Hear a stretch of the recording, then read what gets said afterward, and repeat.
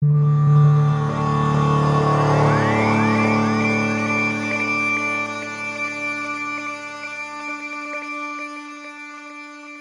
amis, merci d'être fidèles à ces rendez-vous de la chaire Henri Lafontaine sur notre chaîne YouTube.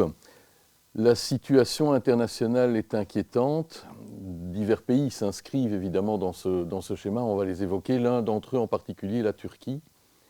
Vous le savez, Henri Lafontaine accordait une importance capitale aux techniques d'arbitrage, à ce qu'il appelait la paix et la paix civile. Là aussi, il va en être question ici, avec notre invité Ahmet İnsel. Ahmet İnsel est économiste et politologue. Il est parmi ceux que le régime actuel en Turquie a visé, a pointé, ce qui l'a amené ces dernières années, voire décennies, à devoir vivre aussi en extérieur de la Turquie. Bonjour Ahmet İnsel. Bonjour. Cette première question d'ailleurs sur ce témoignage de votre propre parcours, ça veut dire que les opposants à ce qu'on appelle le régime Erdogan ont dû sortir de Turquie? Pas tous. C'est toute la particularité du régime d'Erdogan qui n'est pas une dictature totale. Ce n'est pas non plus un régime qu'on a connu du temps du fascisme italien ou du nazisme allemand ou même du stalinisme soviétique. C'est un régime où la démocratie est aléatoire. Autrement dit, vous pouvez, tous les deux, nous pouvons faire les mêmes choses, mais nous ne savons pas lequel d'entre nous ira en prison, ou peut-être pas, nous n'irons pas en prison, ou peut-être tous les deux nous irons en prison. Ce régime, du coup, c'est une zone grise, si vous voulez. Il y a beaucoup de gens qui n'ont pas bénéficié de ce que j'ai pu bénéficier, c'est-à-dire d'avoir à la fois une attache à l'étranger et en Turquie. Et ils ont été obligés de rester en Turquie. Et la plupart d'entre eux payent cette impossibilité de choisir en étant en prison, évidemment. Il y en a qui continuent aussi à travailler librement en Turquie. Donc, je ne peux pas dire que si je rentre en Turquie aujourd'hui, on me mettra immédiatement en prison. On peut me mettre en prison, on peut m'embêter ou on peut me laisser tranquille.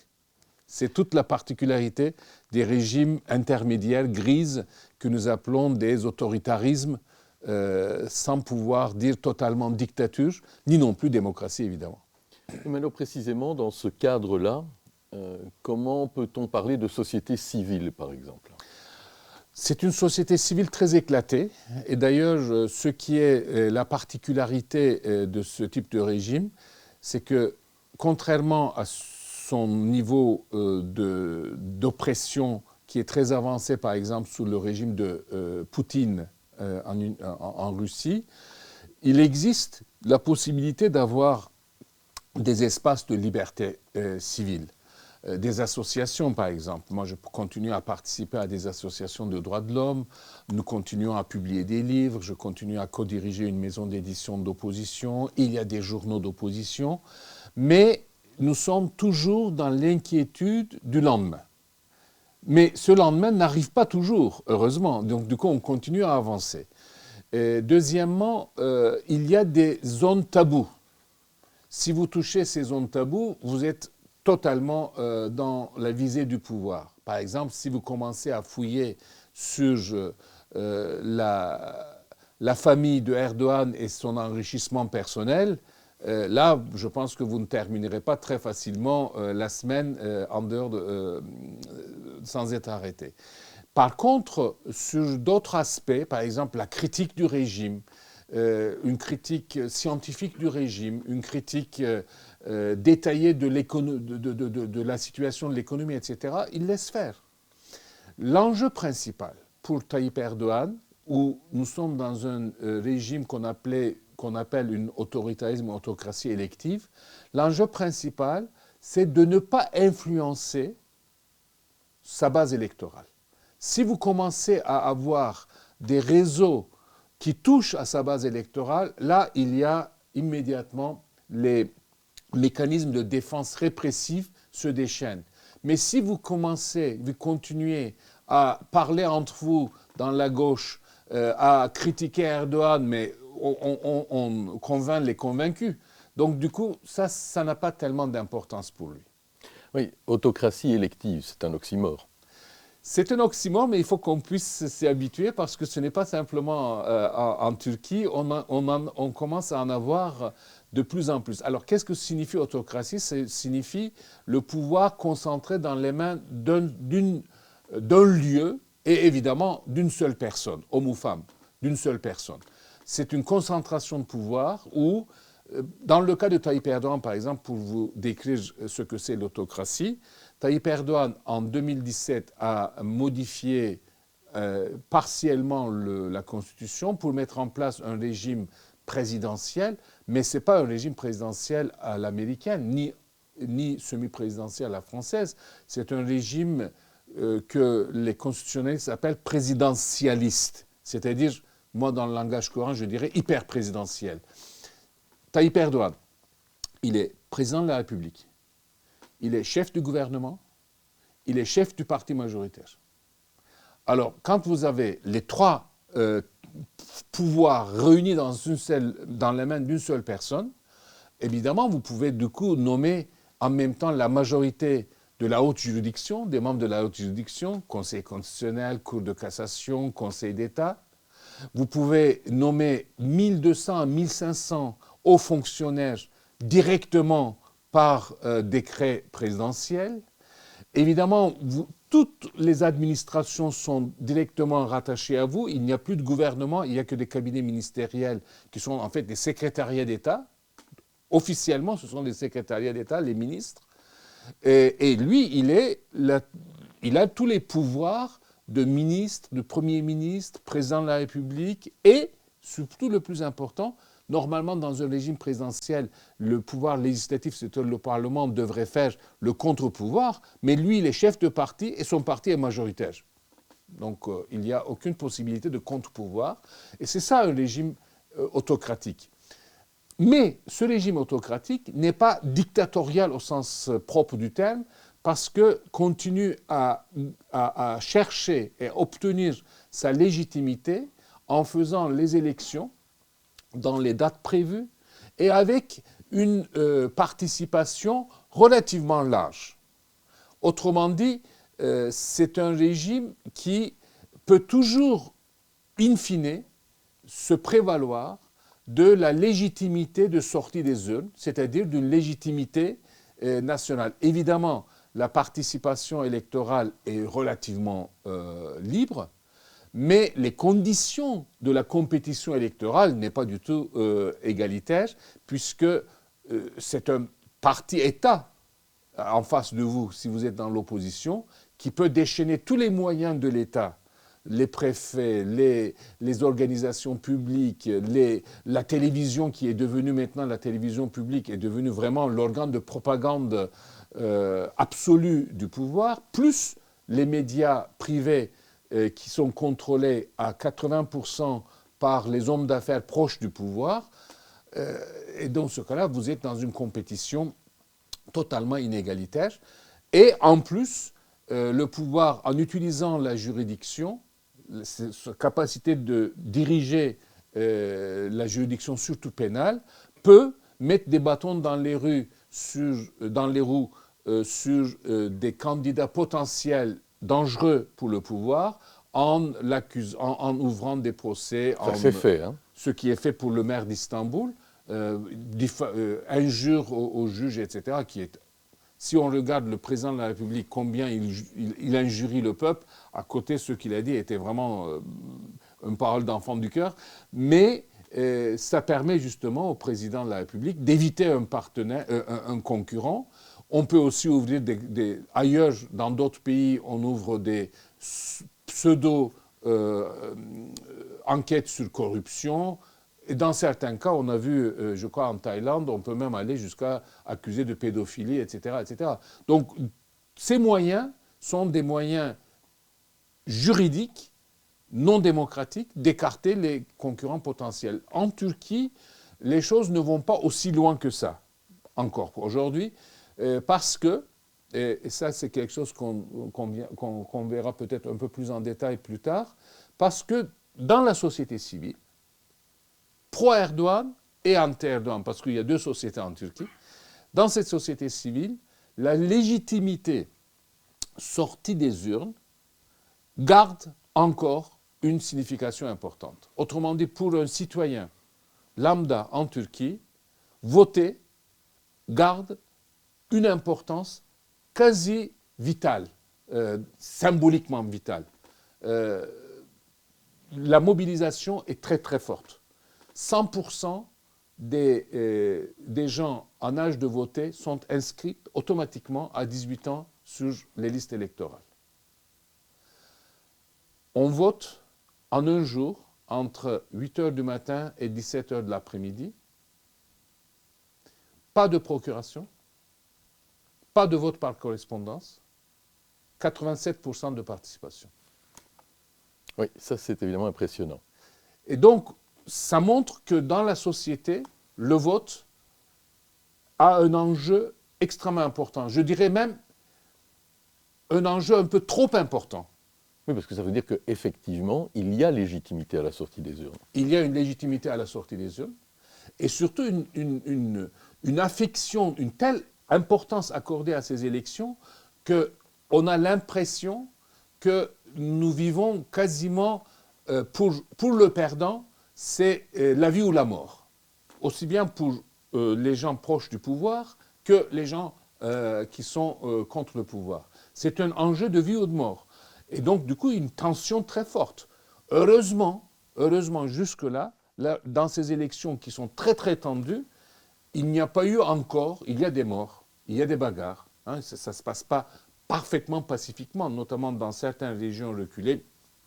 Il y a des bagarres et parfois des personnes meurent, malheureusement, lors des risques autour des élections. Mais ce n'est pas un phénomène massif significatif, mais c'est, je dirais, une sorte de transposition d'une guerre civile sur le terrain politique. Si l'on compare, et c'est toujours dangereux, mais si l'on compare avec l'autocratie russe, par exemple, on sait que une partie de la population, c'est toujours difficile de la mesurer, souhaiterait évidemment changer de régime, mais lorsqu'il y a élection, la peur règne tellement que dans l'urne, finalement, on reste fidèle à un régime même si on le déteste. Est-ce que c'est transposable en Turquie? Non, il n'y a pas de peur. Non, il n'y a pas de peur. Ce qui fait que quand il y a eu, par exemple, les élections municipales en 2019,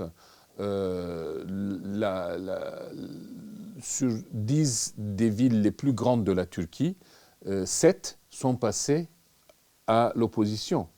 En Russie, c'est inimaginable que Moscou et Saint-Pétersbourg passent à l'opposition, la municipalité, je ne parle pas du gouvernement. Non, là, par rapport à la Russie, il y a 2 ou 3 grandes différences. Premièrement, la société turque, de Turquie plus exactement, a une longue tradition de vote, a une longue tradition de changement de gouvernement par le vote. Le multipartisme est arrivé en Turquie en 1946 et immédiatement, 4 ans après, déjà, le gouvernement qui a fondé la République, le parti qui a fondé la République en 1923, qui a régné jusqu'en 1950, a été chassé du pouvoir. Et depuis, il y a eu des coups d'État, mais on a toujours revenu 1 an après, 2 ans après, au régime parlementaire. Donc du coup, il y a une attache très importante aux élections en Turquie et une pratique aussi des élections en Turquie. Quand je disais les gens attachent de l'importance, non seulement pour voter, mais aussi pour contrôler le scrutin. Le soir du scrutin, personne ne quitte les urnes. Tout le monde est là pour vérifier, tout le monde est là pour prendre une copie avec les signatures, on appelle les signatures, pas la photocopie, mais l'original des procès-verbal, etc., etc. Ce qui fait que la fraude, pour le moment en Turquie, de ce que nous avons pu voir, il peut y avoir dans des villages reculés, etc., mais n'a pas de conséquences sur les résultats, et notamment sur une élection présidentielle où il y a à peu près 45-50 millions de voix qui sont comptabilisées. Donc là-dedans, si vous arrivez à frauder 100 000, ça n'a pas de conséquences sur le résultat. Il peut y avoir des conséquences éventuellement dans les élections municipales, quand il y a peu de participants. Avec 100, 200 voix, vous pouvez peut-être changer les choses. Mais globalement, en Turquie, la fraude n'a pas été prouvée, d'une part. Et deuxièmement, le taux de participation empêche aussi de bourrage des urnes, évidemment. En revanche, par rapport à la Russie, deuxième facteur, c'est que Tayyip Erdogan n'a pas éradiqué l'opposition. Il y a une opposition parlementaire forte, présente. Même si le Parlement a été dessaisi de son pouvoir, il existe. Dans ces élections-là, on le voit.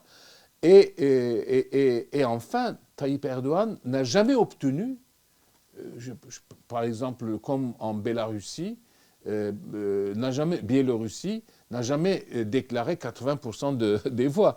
Il obtient tout juste, par exemple, le référendum pour le changement présidentiel, pour le changement constitutionnel. Il a obtenu quand même 51% de oui. C'est pas beaucoup, 51% de oui pour une légitimité du changement constitutionnel, du régime politique. En 2018, il a été élu au premier tour, certes, mais avec 52% des voix, ou 51,5% des voix.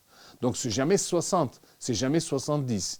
Donc, la Turquie a toujours la moitié du corps électoral a été jusque-là pour Erdogan, et l'autre moitié exactement contre Erdogan, et qui manifeste. Alors que peut-être en Russie, plus de la moitié peut-être est contre Poutine, mais il ne manifeste pas parce que Poutine ne laisse pas, et là on voit ce que devenu Navalny par exemple, qui était le candidat le plus à même peut-être de mobiliser un électorat contre Poutine, il croupit en prison. En Turquie, il y a des politiciens qui croupissent en prison, mais d'autres, justement, peuvent se présenter. Et comme aux élections présidentielles qui vont venir, il y a les candidats d'opposition. Le candidat de l'opposition unie arrive aujourd'hui à mobiliser autour de lui une large adhésion électorale.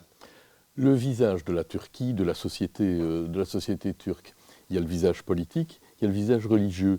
L'AKP a beaucoup joué, évidemment, sur l'islamisme, alors se présentant soit comme modéré, soit comme radical. Mais est-ce que le visage religieux, est-ce que l'empreinte religieuse a, depuis 20 ou 21 ans, changé et modifié le visage de la Turquie?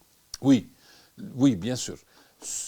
Là où ça a changé, ce n'est pas dans la vie courante privée des gens.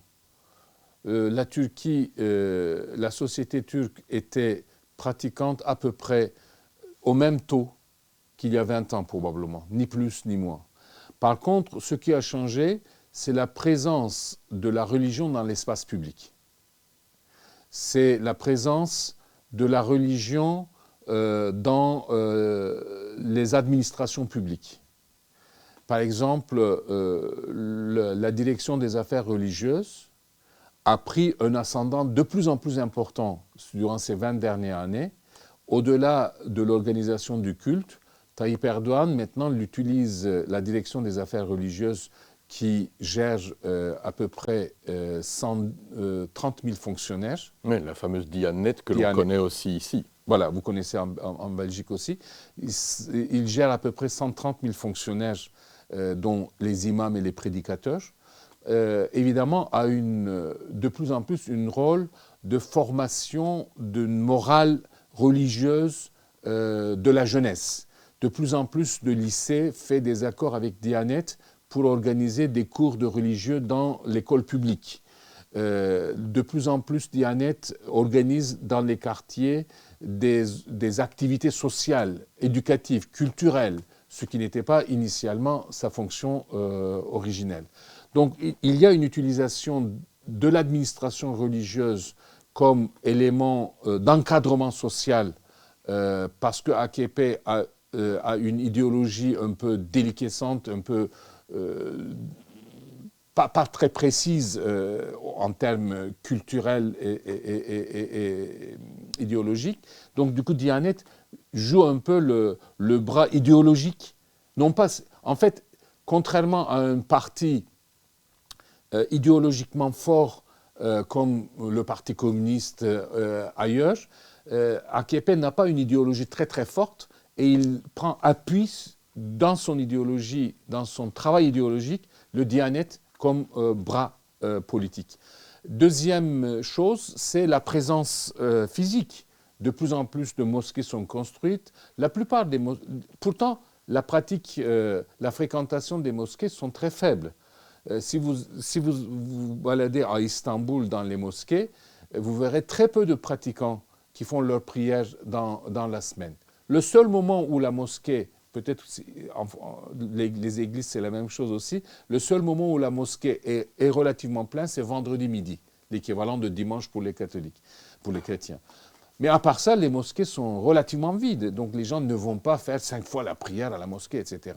En revanche, il y a de plus en plus de construction de mosquées. Sur la place Taksim, par exemple, c'était symbolique. Sur une colline dominant le Bosphore, il a construit une mosquée, imitation des mosquées ottomanes d'autrefois. Il est en train de faire construire une mosquée juste dans l'enceinte de l'université de Boğaziçi, par exemple, qui résiste à son désir de domination, etc. Donc on peut... Et puis, la présence des confréries religieuses est devenue extrêmement massive. Et ces confréries religieuses, dont avec un, il était devenu frère ennemi, et ennemi à la fin même à couteau tiré, puisque actuellement, depuis 2016, il est en train d'éradiquer et continuer à poursuivre même les lointains sympathisants de cette confrérie religieuse de Fethullah Gülen. Mais en revanche, d'autres confréries religieuses ont pris la place de cette confrérie et dans la police, dans l'administration publique, dans la santé, dans l'éducation, la présence des confréries sont effectivement très massives. Et tout ceci font que dans l'espace public, la religion est beaucoup trop visible par rapport à ce qu'était la Turquie des années 90. Alors on le sait, évidemment, la préoccupation d'Henri Lafontaine se centrait aussi avec sa sœur Léonie sur l'émancipation de la femme comme actrice aussi d'une évolution de la société. Qu'en est-il aujourd'hui, alors, dans ce contexte religieux qui n'a pas fondamentalement varié, mais où la place, effectivement, des confréries religieuses est de plus en plus visible? Qu'en est-il de la place de la femme? J'imagine qu'elle a dû évoluer. Il y a une pression. Il y a une pression de cette secteur très orthodoxe, croyant et machiste, patriarcal des confréries religieuses. Et il y a eu une pression sur le pouvoir de Tayyip Erdogan, sur le parti d'AKP. Par exemple, la Turquie, en 2011, avait signé la fameuse convention, comme c'était la première signature était de la Turquie, et la Turquie avait pas mal participé pour la prévention, cette convention internationale pour la prévention de la violence faite aux femmes. Mais que l'on appelle la Convention d'Istanbul. À cause de ça, on appelle la Convention d'Istanbul. Et la Turquie était très fière.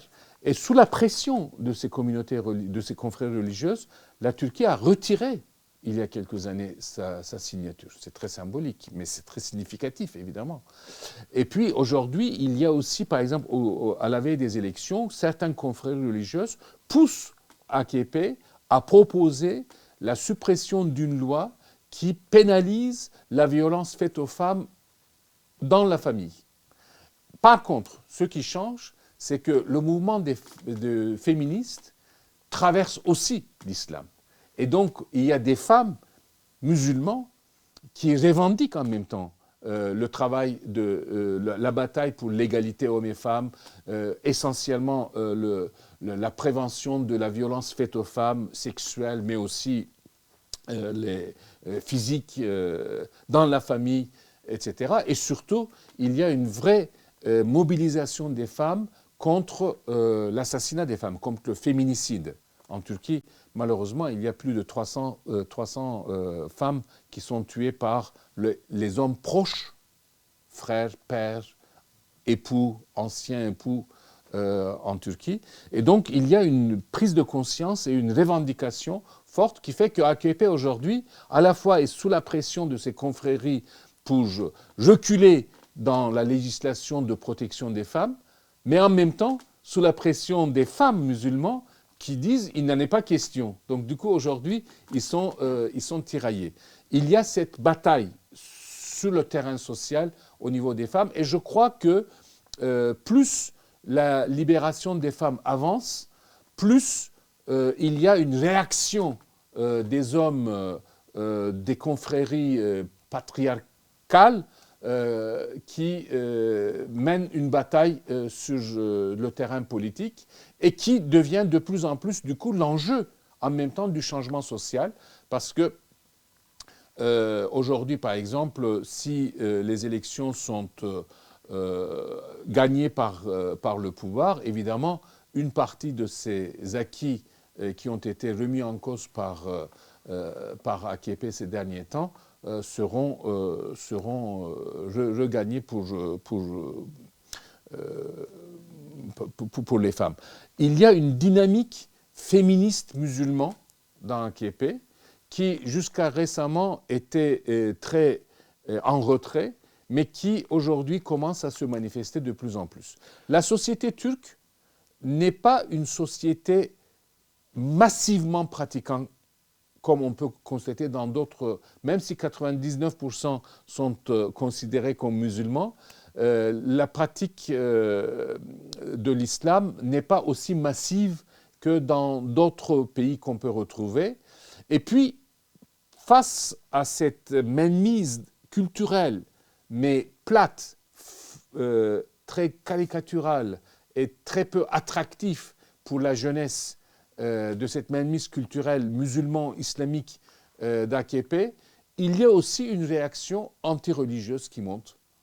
Par exemple, il y a 20 ans, dans les sondages d'opinion, quand on posait la question si vous êtes athée, il y avait 1-2% de la population qui se déclarait athée. Maintenant, ce pourcentage a augmenté significativement, chez les jeunes particulièrement. Oui, ben précisément, parlons-en des jeunes. Dans quelle mesure la société turque, est-elle plus fragmentée, fracturée entre générations et quid alors de la jeunesse turque actuelle, alors que jusqu'ici on présentait plutôt sous une forme culturelle ou ethnique des ruptures entre Kurdes et Turcs, les problèmes du rapport à l'histoire. Est-ce que tout ça s'est un peu estompé maintenant et que le problème générationnel et social est devenu plus important? Alors, il faut prendre deux figures de jeunes probablement, les jeunes dans les grandes centres urbaines et les jeunes dans les petites villes de province. Les jeunes dans les grandes centres urbaines sont de plus en plus souffrent de cette hégémonie et surtout de la figure d'Erdogan qui est considéré vraiment comme le père fouettard. Il injurie les gens, il injurie les femmes, il ordonne, il s'immisce beaucoup dans la vie privée, ne fumez pas de cigarettes, pas d'alcool, il ne faut pas s'habiller comme ceci, il ne faut pas s'habiller comme cela. Il intervient trop dans la vie privée ou dans la définition de l'image de la personne et du coup il y a une réaction chez les jeunes, notamment dans les grandes centres urbains, ce qui explique pourquoi d'ailleurs lors des élections municipales, les dernières élections municipales, AKP a perdu pas mal le pouvoir grâce à un vote des jeunes. Dans les petites villes de province, c'est un peu différent parce que là, l'identité sur laquelle Erdogan ou AKP veut bâtir sa légitimité, c'est une identité d'opprimé par le reste du monde, celui qui a été exclu de l'Union européenne alors qu'on a promis l'adhésion à l'Union européenne. Voilà le monde chrétien qui nous méprise parce que nous sommes musulmans, le nationalisme turc exacerbé. Nous sommes le pays ou la nation qui a vocation à dominer dans le monde, etc., etc. Donc, du coup, à la fois un mélange de sentiments d'exclusion, d'être un peu le paria du reste du monde, et en même temps avec une aspiration de domination mondiale avec les réminiscences de l'Empire perdu. Justement, Tayyip Erdogan, aujourd'hui, utilise beaucoup l'imagerie ottomane. Très significativement, par exemple, c'est une anecdote, il y a quelques semaines, c'était l'anniversaire de la victoire de la guerre des Dardanelles. Vous savez, la fameuse guerre Dardanelles qui a un peu changé le cours de la guerre mondiale, de la Première Guerre mondiale, où les forces ottomanes ont pu arrêter dans les détroits de Dardanelles les forces alliées français, britanniques particulièrement. Alors, c'est un moment de gloire historique, à juste titre d'ailleurs, je n'ai rien contre. Alors, Tayyip Erdogan, lors de la commémoration, pour la première fois, a pris place sur une tribune pour parler, et derrière, il y avait des drapeaux, etc. Et il y avait 2 soldats habillés en janissaires. Mais les janissaires, le pouvoir ottoman les a liquidés en 1830, avec une immense génocide quasiment, un pogrom. Des milliers de janissaires ont été tués en 1830 et le corps des janissaires a été dissous par les Ottomans. Mais l'image, alors qu'en 1915, il y avait des soldats habillés autrement. Ce n'étaient pas des janissaires, c'était des soldats de Mustafa Kemal, était leur commandant. Mais l'image de janissaire est un peu, pour Tayyip Erdogan, l'image de la grandeur de l'Empire ottoman, même si les Ottomans ont liquidé eux-mêmes les janissaires. En parlant de grandeur, d'empire, on l'a beaucoup taxé évidemment effectivement de néo-ottomanisme. Oui. Il revendique un rôle d'acteur majeur dans la crise, la guerre actuelle entre la Russie, l'Ukraine certes, mais aussi, convenons-en, les pays alliés de l'Ukraine qui sont là. Il y a eu le problème des céréales. Il s'est présenté comme l'arbitre. Il vient encore de rappeler que l'accord est maintenu. Était prolongé de 6 mois. En tout cas prolongé. Est-ce qu'il a effectivement un poids? Il bloque l'accès de la Suède à l'OTAN. Est-ce qu'il a effectivement un poids, un rôle, ou est-ce que, pour la communauté internationale, pour les alliés de l'OTAN, Erdogan est devenu un handicap et est devenu plus marginal? Il n'est pas marginal de point de vue géographique déjà, parce que Erdogan aussi a décidé de bloquer les détroits, ce qui fait que l'armée, la marine russe qui est à la mer Noire et reste à la mer Noire, il n'y a aucun apport possible. Donc du coup, actuellement, il n'y a pas de guerre maritime grâce à ça à la mer Noire. Non, je crois que du côté des alliés de la Turquie, les alliés traditionnels de la Turquie, c'est-à-dire membres de l'OTAN et de l'Union européenne particulièrement, peut-être moins, mais surtout membres de l'OTAN, la Turquie est vraiment un allié problématique. On ne peut pas s'en passer, mais en même temps, vraiment, il est enquiquinant. Totalement, elle est enquiquinante. Mais Tayyip Erdogan, là-dessus, je crois que joue un jeu que l'opposition, s'il est au pouvoir, continuera à jouer un peu de la même manière.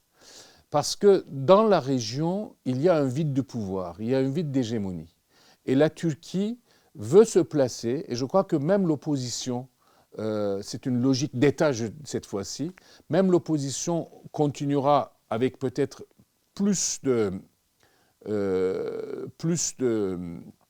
cohérence, continuera ce rôle de pouvoir être une puissance régionale dans l'environnement.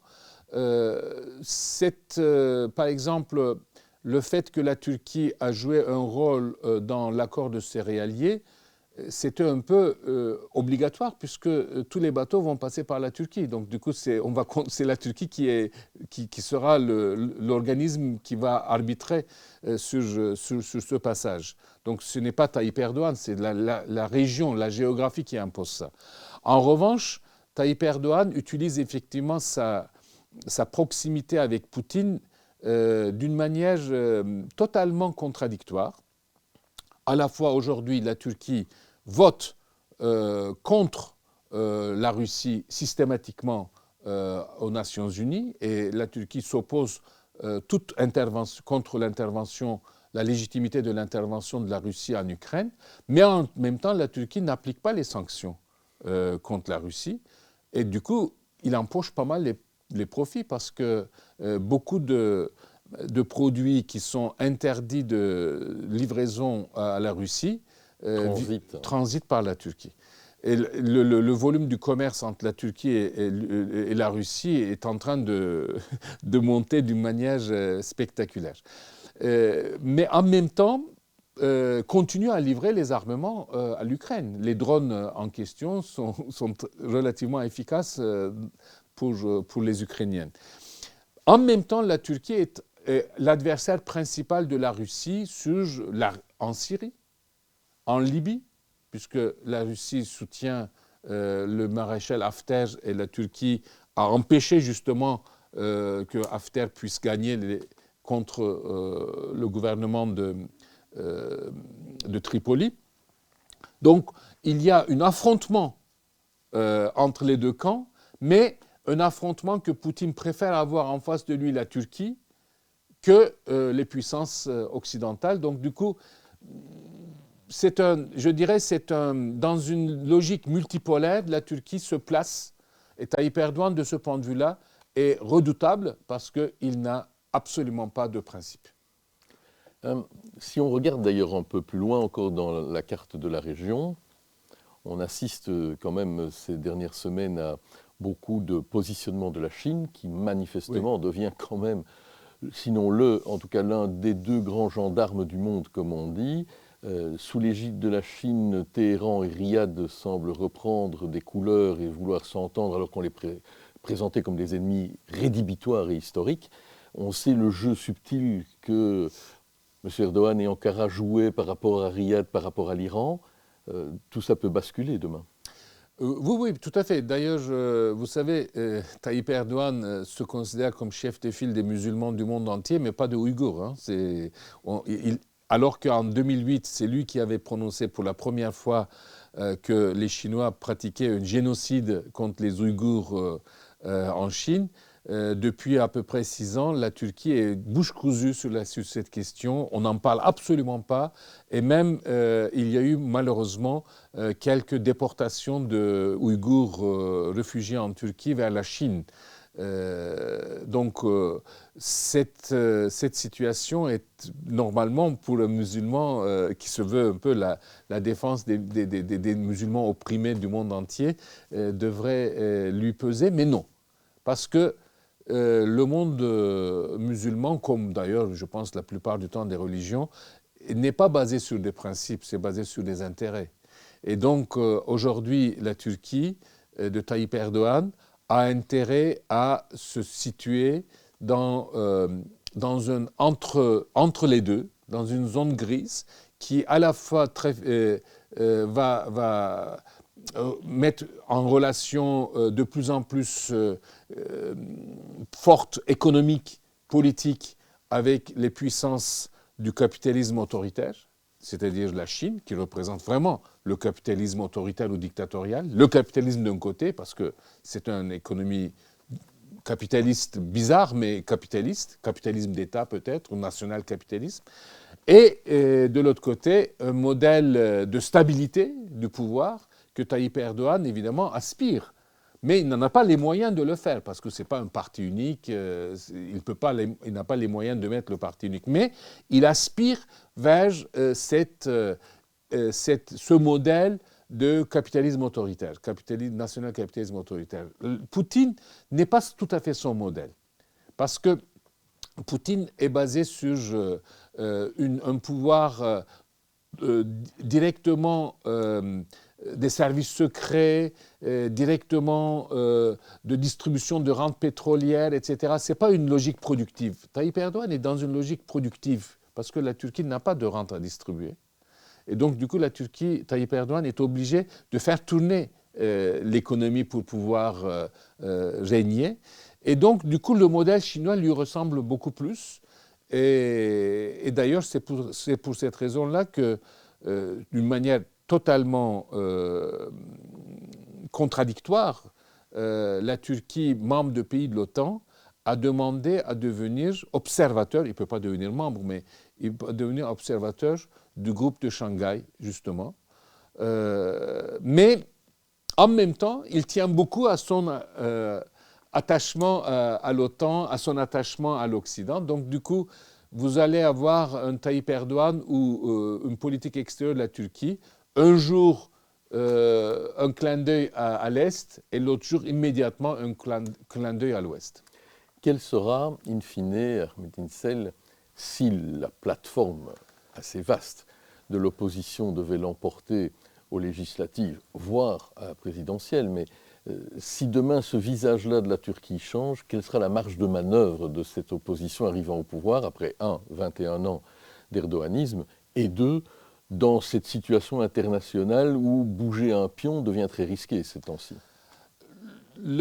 Ça va être une tâche immense pour l'opposition parce que d'abord, il envisage de changer le régime politique, mais cela nécessite qu'il puisse disposer d'une majorité qualifiée au Parlement pour le changement constitutionnel, ce qui n'est pas totalement acquis.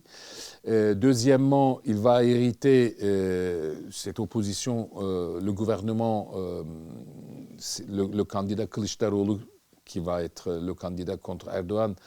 Si Kılıçdaroğlu, le dirigeant du Parti républicain du peuple, arrive à devenir président de la République, son gouvernement va avoir à affronter une grave crise, sortir d'une grave crise économique de la Turquie. Et puis troisièmement, au niveau international, ses marges de manœuvre sont relativement faibles. La seule chose qu'il promet actuellement, c'est retourner la face d'une manière beaucoup plus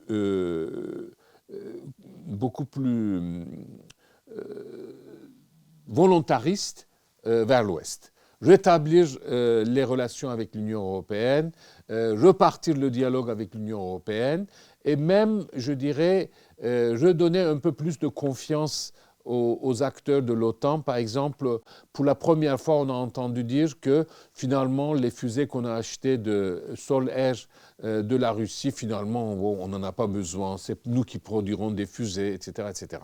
Donc je pense qu'il va y avoir un rapprochement plus fort parce que ce rapprochement vers l'Occident, ils en ont besoin économiquement parlant. Ce rapprochement vers l'Occident permettra probablement une arrivée un peu plus importante des investissements étrangers, dont la Turquie est devenue maintenant très déficitaire, dont il a besoin très déficitaire, et en même temps une plus grande confiance sur l'état de droit en Turquie, qui fait que les taux d'intérêt sur les emprunts turcs peuvent baisser. Vous savez qu'aujourd'hui, l'État turc, en euros ou en dollars, emprunte à 10% de taux d'intérêt. Cela montre toute la confiance qui règne sur la Turquie d'Erdogan sur les marchés financiers. Avec une charge de la dette énorme alors. Du coup, une charge de la dette énorme, 10% de taux d'intérêt, alors que les taux d'intérêt américains, c'est maintenant 4%. Bon, ça a augmenté, mais c'est 4%, l'euro, c'est 3%. La Turquie paye 3 fois le taux d'intérêt normal, 2 fois ou 3 fois le taux d'intérêt normal. Du coup, ce n'est pas soutenable à moyen terme. Donc, il faut rétablir la confiance. Si l'opposition gagne, vous rentrez en Turquie et vous redevenez acteur? Je rentre en Turquie, évidemment. Je vais rentrer en Turquie. J'ai beaucoup d'amis proches dans le parti HDP, le Parti démocratique des peuples, qui va présenter sous les couleurs de notre parti aux élections probablement le parti Vert Gauche. Je suis un des fondateurs de ce parti Vert Gauche. J'ai beaucoup d'activités éditoriales à reprendre en Turquie. Mais mon cas n'est pas très important. Moi, je suis aussi très bien en France, à Bruxelles, en Europe. Surtout, beaucoup d'amis vont être libérés de prison. Et c'est notre attente principale parce qu'il y en a qui sont en prison depuis 5 ans, 6 ans, comme l'ancien président du Parti démocratique du peuple, Selahattin Demirtas. Depuis 6 ans, il est en prison. Il a été 2 fois candidat à la présidence de la République. Il a eu 8%, 9% des voix et il est en prison maintenant. Mon ami Osman Kavala, qui est toujours en prison depuis 5 ans et demi.